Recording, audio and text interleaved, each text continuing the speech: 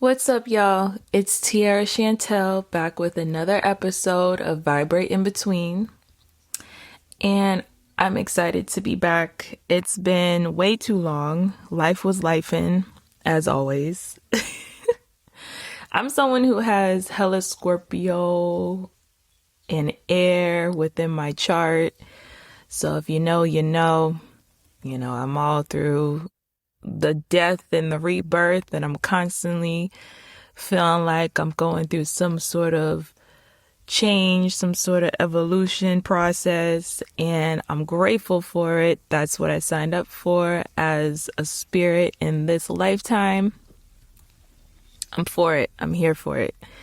But yes, I do miss y'all. I miss speaking to y'all. I miss sharing my downloads, being creative, communicating, and now I'm back. And I'm back with a good one. This episode is very straightforward. The title in itself is very straightforward and direct.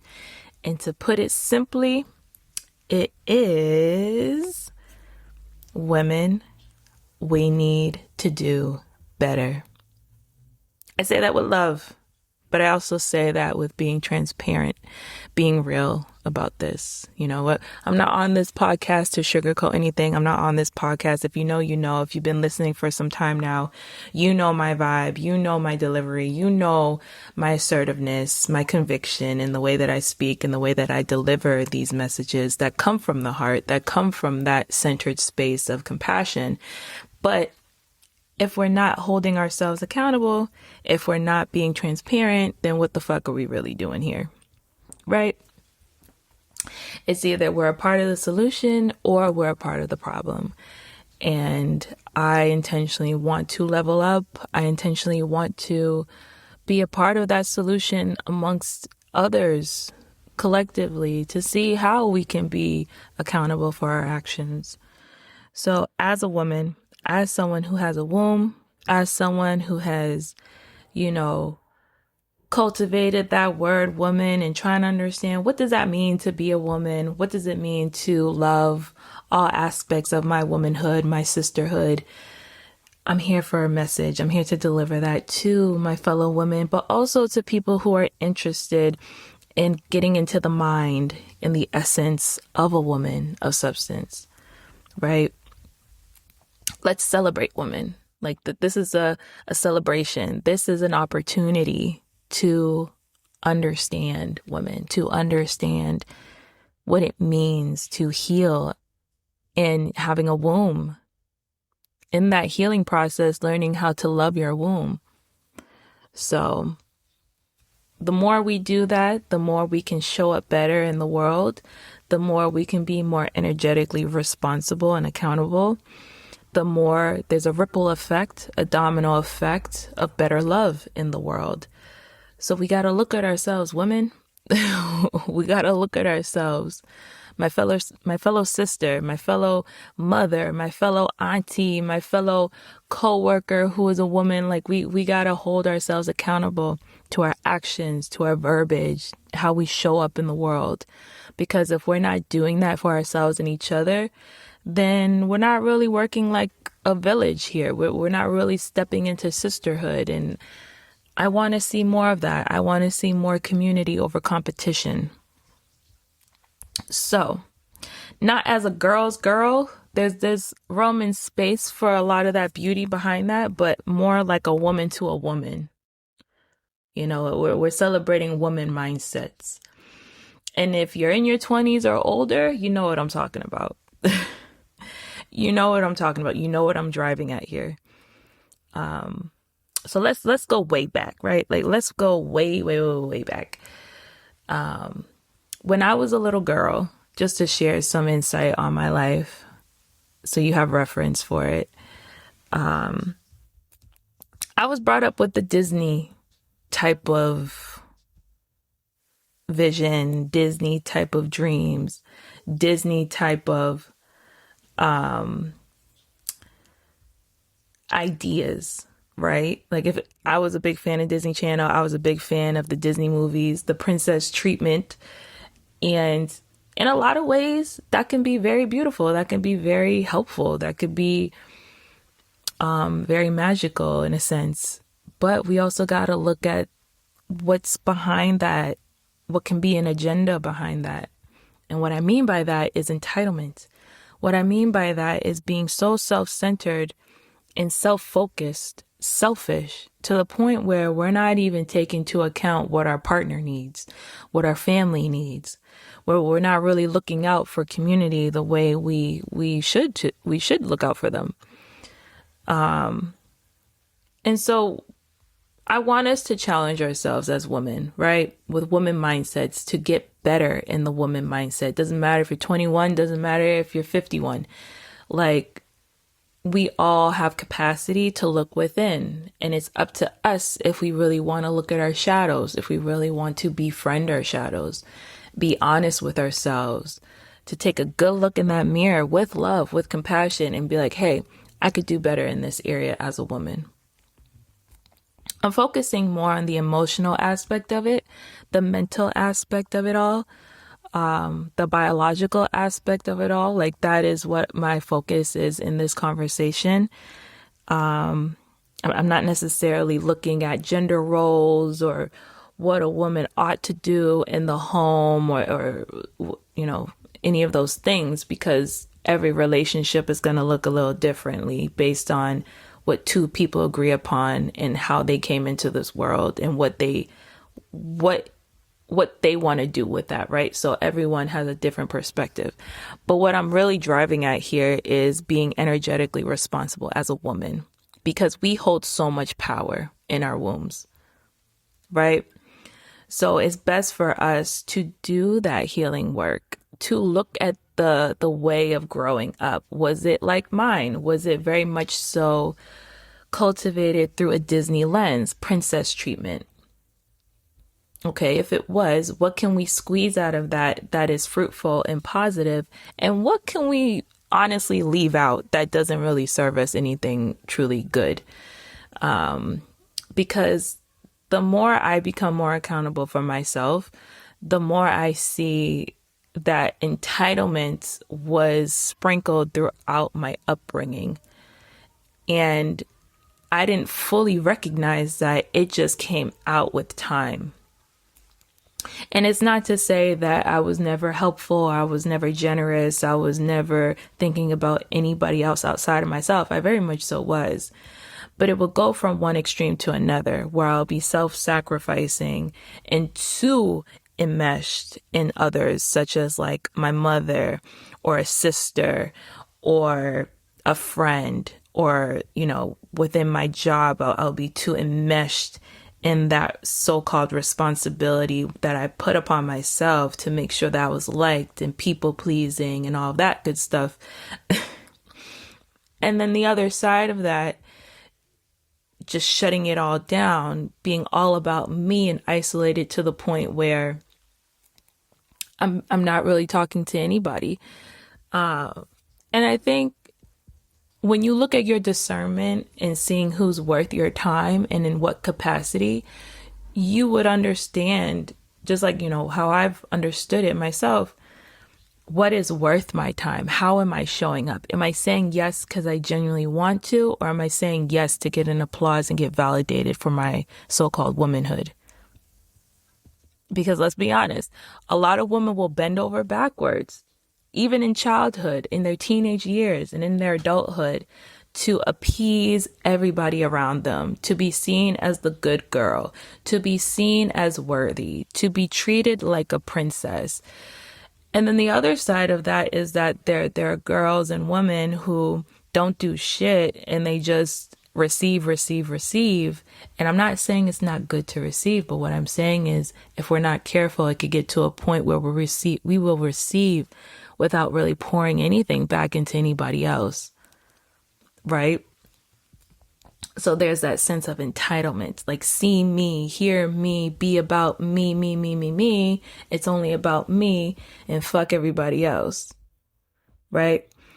So that selfishness, that type of selfishness is not cool. It's not healthy. It's very toxic.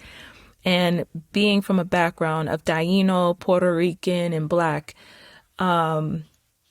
I see a lot of toxicity within my own cultures. I see a lot of toxicity within my upbringing.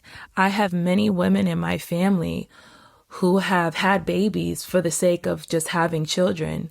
And I'm not saying that these women didn't love their kids, but whatever level of love that they were able to tap into at the time of conceiving that child to the point of actually raising the child, there are gaps within all of that.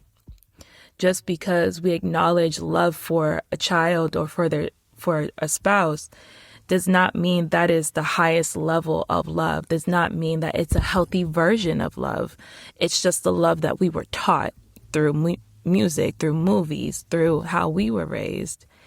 And as women, I want us to challenge ourselves, whether you have a baby or you don't, whether you are married or you're not married, whether you are single or you just have a boyfriend, girlfriend, whatever. I think it's very wise for us to look at ourselves and be like, okay, what sense of entitlement have I grown up with that is leaking through my relationships with my kids, with my partner, with my baby daddy, within the workplace? What am I doing? What can I take accountability for so that I'm not a people pleaser, so that I'm not self-sacrificing, so I'm not abandoning myself, so I don't walk around with a hidden agenda of, I'm a do all of these things just so I can get something in return. High ass expectations that are not healthy. Boundaries, they're not really boundaries, but it's a sense of control to control a narrative or control a situation, which is also toxic, right? So, yeah, like that background that I have very much so has shaped the way that I grew up and how I, became as an adult. Sorry, y'all. This cat, it's not my cat, but I love this cat, is trying to disrupt my... Hey, get out. Shh. Every time I'm in a vulnerable space, the cat just wants to come next to me. And I love animals, y'all. Don't like, but yeah, boundaries, right? We were just talking about that. And he knows. He knows that he's not supposed to be in here. But anyways, yes. So what was I talking about? Entitlement. Entitlement is real. And I feel like as women, when we look at our shadows, it's about understanding, why is that entitlement there? Why do we have a tendency to feel entitled? Why do we have a tendency to be extra selfish or to prove a point or to punish or to covertly try to get something out of someone, because if not, then our needs won't get met and I be damned, and I needed to go my way in order to feel so-called loved, when the answer is just loving ourselves. I've seen a lot of toxicity growing up, y'all. From women putting their hands on men, to women cheating on men emotionally or sexually, to women using babies as like a meal ticket, as a check. Just all types of shit, all types of bullshit. And I'm not judging it. I'm just recognizing it for what it is. And it's foul. It's gross. It's disgusting. It's not necessary. But I understand why women feel like they have to go about life that way in order to get something in their life that feels fruitful, but it's not really fruitful. Like, we need to do better, y'all. I want my people, I want my culture, I want my women, I want women in general, no matter what race you come from, to just look in the mirror, notice the beauty within yourself, understand how beautiful and divine you are effortlessly, to the point where you don't even have to go about life in a manipulative way to get what you want because you feel like you don't deserve it, so therefore you got to go about it in a toxic, dysfunctional, distorted type of way. We don't have to move like that. We don't have to move in lack. We don't have to move in dysfunction in order to get what we want. Because in the end, it backfires anyway. If you're not happy with the man that you're with, don't have 3, 4, 5, 10 babies with him and think he'll change because you want to make sure that, you still reap the benefits of his money and the roof over your head and the X, Y, and Z. There are other options out here. There are billions of people in the world.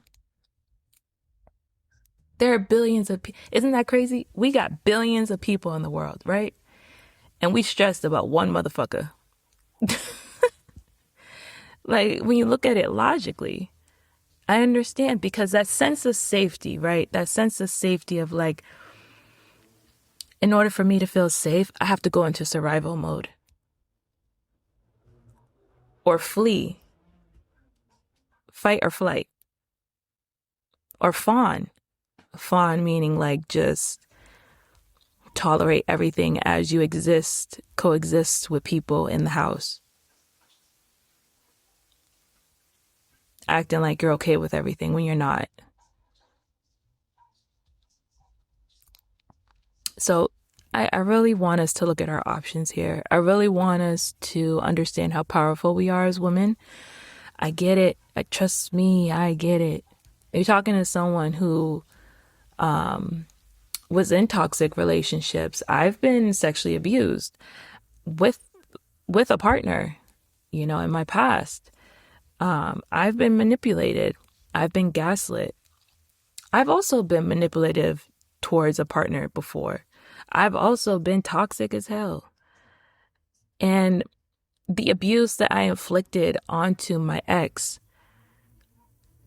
I've made peace with that in my heart and understanding that that is coming from a very wounded place.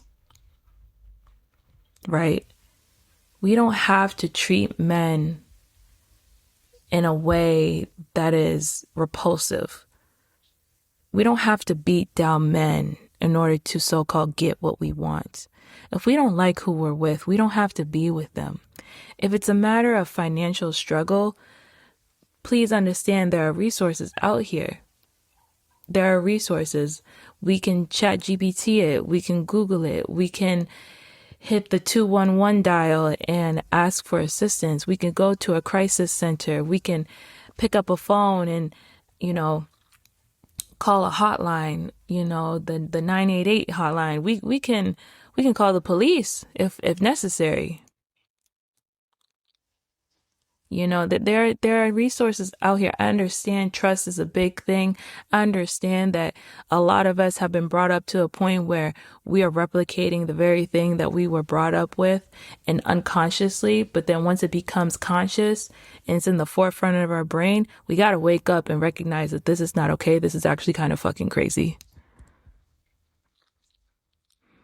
And to do better, to break the cycle. Making peace with our shadows is a beautiful thing. It can be fucking scary. It's not pleasant. But it can feel more like play. It can feel more like, this is worth it. Like, I want to see all layers of me, all aspects of my beingness, so that I can love that version of myself within that dimension and have discernment to choose whatever is healthier. This isn't a judgment call. This is a observation. This is self-awareness. So that we don't fall into the victimhood mindset, so that we don't fall into the survival mindset, so we don't fall into the toxicity that our mother and our grandmother and our great-grandmother have demonstrated for years.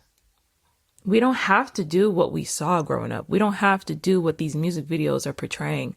We don't have to be an entitled woman who expects endless amount of money from our partner, despite whatever crisis they might be going through, whatever season they might be going through, because it is up to us women as partners, as real partners of substance and significance, to uphold our partner, to speak encouragement into our partners, to love on our partner, to uplift our partner, to pray for our partner.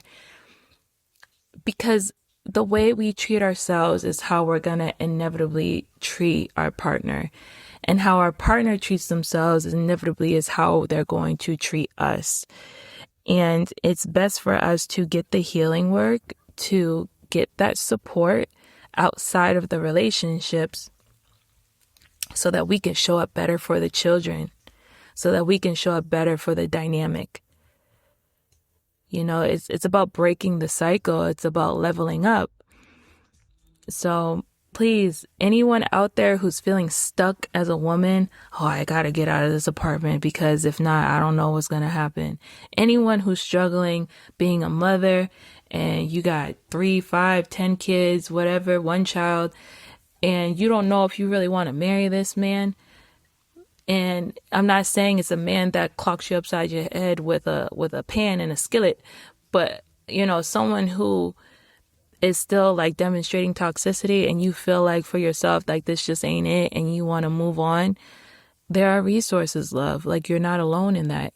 I encourage you to pray. I encourage you to meditate. I encourage you to journal. I encourage you to go to your local church. I encourage you to hit up charities. You know, we don't have to do this alone. It does take a village. I'm not a mother. I've never been one. I don't know what it feels like to have a child, but I can understand being a child of a mother. I'm not a child anymore, but I'm still their child. Just witnessing what my mom went through, what my dad went through, what my other father went through, what my sister went through. Like, yeah, it's tough. I could see that with my own 2 eyes, how traumatizing that can feel. I'm not belittling the toxicity that women have gone through. My women, me, myself included, I've gone through hell. It was not fun. But on the other side of that fence, the grass is greener. The more I say no with conviction, the more I understand that I don't want to demonstrate what I've gone through already, the more that I respect my boundaries, even if other people don't understand my boundaries, the more that I pay attention to what I'm consuming on the day-to-day, it all matters. I say this with so much love in my heart, y'all. As women, squeeze out the Disney fairy tale beautiful positivity that you love from the princess treatment, cultivate that into something that's actually very healthy and apply it to your next relationship. But first and foremost, give yourself that princess treatment. You like getting your nails done. You like buying outfits for yourself. You like treating yourself to lattes. You know what I'm saying? You like going to spa days. You like a girls' night out. You like having mini vacations or big vacations. You like traveling the world. Whatever your cup of tea is, everyone is different about that self-love process. But whatever you do to pour into yourself, whether it be a moment of silence for a couple of hours, whether it be creating music or dancing your heart out, do that for yourself. Because if you're not really able to do that for yourself, you cannot expect a man or a spouse to do that shit for you. There can be men out there can be partners out there who genuinely want to show you what it's like to be loved. But if you're not even fully doing that for yourself, you're always going to feel like that man, that person is not hitting target in terms of giving you what you feel like you need. That's a lot to put on somebody else. And personally, I don't want to demonstrate that sense of entitlement to my own children when I do have them one day.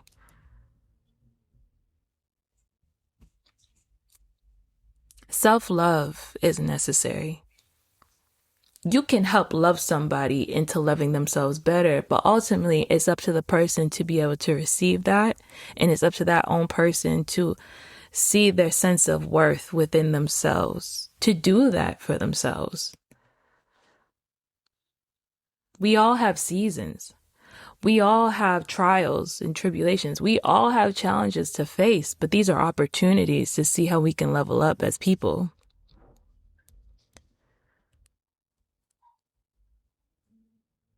If you do want to thug it out, give it a good old try, get that support, invest energetically, financially, mentally, emotionally into your person. because you realize that is your person and you do want to build a family with that person and grow and mature and move forward and level up together and build a legacy, then do that. Then do that. Not everyone has it in them to do that. And to each their own, but I challenge people to ask themselves why they pull the trigger and leave situations when they do leave situations. I genuinely ask people to look within and ask themselves that real question. Why did I leave them? Is it because I felt like a burden? Is it because I didn't think I was good enough? Is it because I held that person to a really high expectation that wasn't healthy or fair? Am I looking for someone to take care of me in a chronic, toxic, low vibrational type of way? How am I taking care of me? As women, where is that entitlement leaking? How can I take accountability for that? How can I also get help for that? How can I change so that I don't treat the next partner like that? You know, like as women, like we will say, a lot of women will say men ain't shit. A lot of women will be hyper feminists. A lot of women will say, I don't need a man. I could do this shit all by myself. I get it. I've seen it. I've witnessed it. I've lived it in my own way, in my own capacity. But let me tell you, with love, with so much love and compassion, as a woman with a womb, I get it. With betrayal and everything, with being abused and everything, I get it. But I love my men. I love men. I feel like men are necessary in this world. And it's not just about what I benefit from a man. It's about how I love showing up for the right type of man. It's not necessarily about him having millions and taking care of every single thing in the world in our situation. No, that's the entitlement I'm talking about. What I'm talking about is, do I have a man that's competent? Do I have a man that is looking to heal?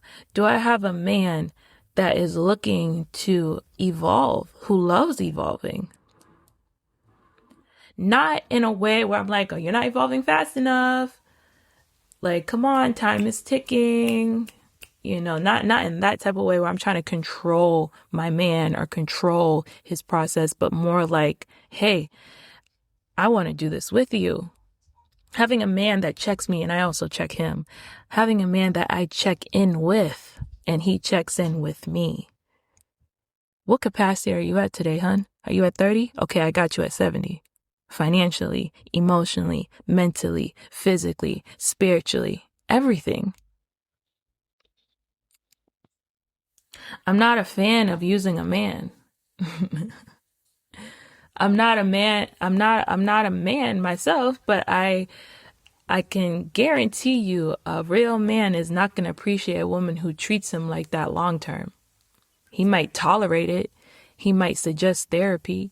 He might be doing it for the kids and doing it because he has like residue of caring for you. But once he really knows his own self-worth, he's done. And good for him, because that is what's needed in this world. Men who know their worth instead of drilling something into the ground for the sake of building when it didn't even really have a sturdy foundation to begin with, because the maturity level within that dynamic, the healing level within that dynamic, the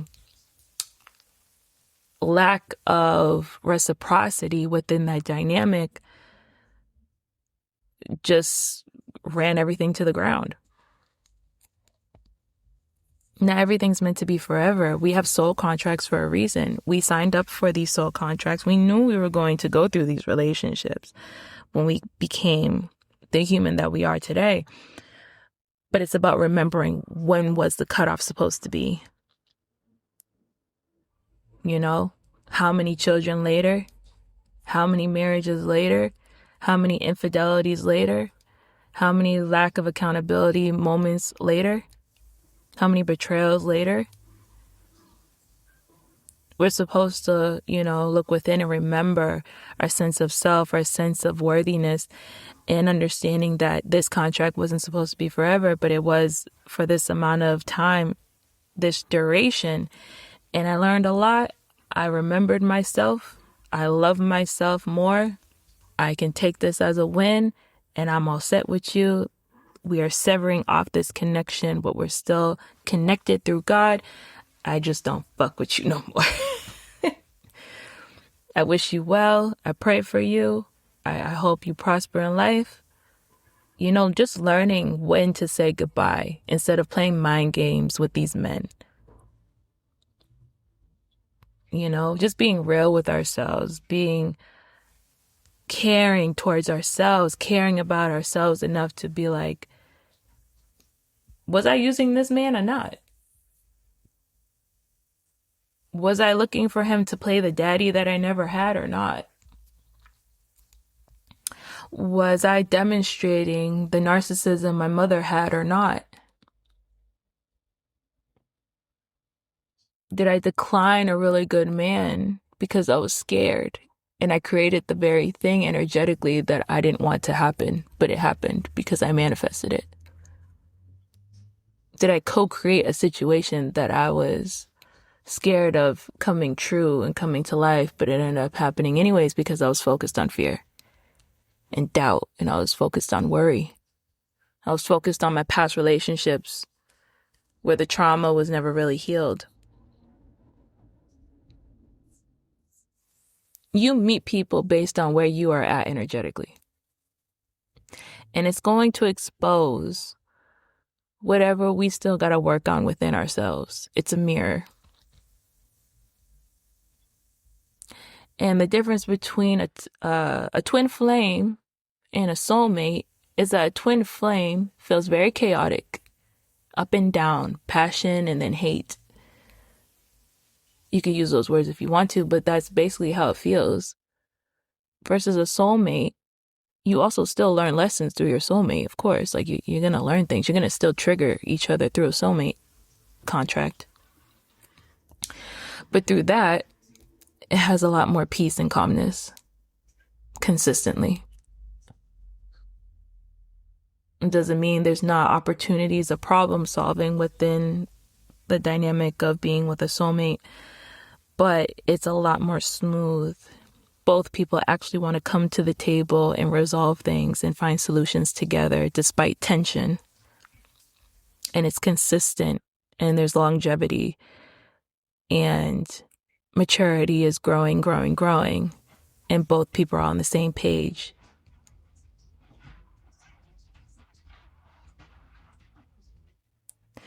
So I challenge my women, my beautiful, divine, feminine, also masculine, because there's a place for that too, our assertiveness. My woman, I love you so fucking much. I am a woman. I too am a beautiful, unapologetic, assertive, kind, passionate, wonderful fucking woman. A queen, a goddess, a priestess, right? And because of that, I can talk my shit. Because of that, I can say what's real. Because of that, I'm okay with exposing the things that I've done in my past that were not great. I've caused pain. Trust you me, I have caused a great deal of pain on men. I have been a so-called man-eater, if people want to call it that. I have been very entitled. I have been a very chronic people pleaser. I have been the type where I will belittle, right? Because of what I've grown up with, because of my conditioning, because I thought that's what love was, and and all of that wonderful stuff. But as I've forgiven myself and I move forward and I'm courageous enough to love again, I'm courageous enough to help myself, I'm courageous enough to right my wrongs, I'm courageous enough to apologize thoroughly, take accountability, get the help necessary. stop the tit for tat, stop the, oh, you hurt me, I'm gonna hurt you, right? Enough of all that bullshit. That's so immature. My soul's level was not as mature. But now I've gotten to a point in my life where it's like, I think I could talk about this shit because I'm at peace with it. It is what it is. And now I'm looking at these women, these young girls, and whether they have 5 babies or 1 baby, or if they've been married, they divorced, they're still married, they're cheating emotionally, they have a bestie on the side who's a male that they're just vomiting all their trauma onto. Okay, the codependency is crazy. The codependency is crazy these days. And women, I just want us to remind ourselves and one another that we are so much better than what the fuck we went through as kids. It started with people abusing us, misusing us. It started with people not meeting us emotionally. But that doesn't mean it ends there. It doesn't mean that we got to carry that into our 20s and 30s and onward. We don't. We have the choice. We have the choice to see more clearly how wonderful we are.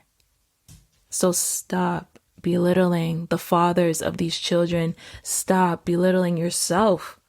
Because anything that you say about somebody else comes back to you. So you might as well say good things about people. Not to sugarcoat like mistreatment, but to be like, okay, that's where they're at energetically. I don't have to tolerate that if I don't want to. I can have compassion and grow with people for sure. But we got to be real with ourselves about, did we pull the trigger on shit too early or not? I'm here in this conversation to trigger you. To think more logically, to think more with your heart, to think within your womb, to feel and be like, hey, I fucked up. It's okay to admit when you fucked up. It's also okay to admit that I have some healing to do. It's okay to admit that I didn't know my worth back then, but I do now. So with that, I'm going to leave it at that, y'all. To all my women, there are resources out there. I love y'all. Continue to level up on loving yourself. You deserve it. You are made perfectly. Doesn't matter what you did in the past. Understand that you are perfect just as you are. Continuously look in the mirror. Make peace with your shadow. Stop the cycle of abuse and toxicity and entitlement.